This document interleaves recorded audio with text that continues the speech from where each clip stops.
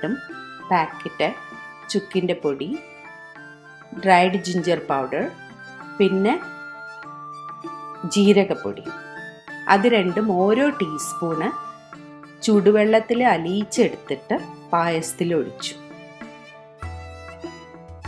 നിങ്ങൾക്ക് കാണാം പായസം തിളയ്ക്കുന്നുണ്ട്. തീ കുറച്ച് ചെറുതായിട്ടാണ് വെച്ചത്. ഫ്ലെയിം വളരെ കുറച്ച് വെക്കുക. നന്നായിട്ട് മിക്സ് ചെയ്യുക.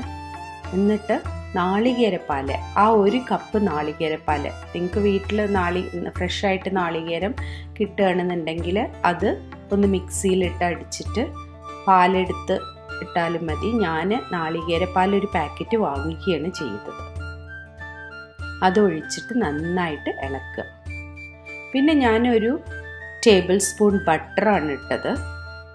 വെണ്ണ, നിങ്ങൾക്ക് നെയ്യ് ഉണ്ടെങ്കിൽ നെയ്യ് ഇടാം.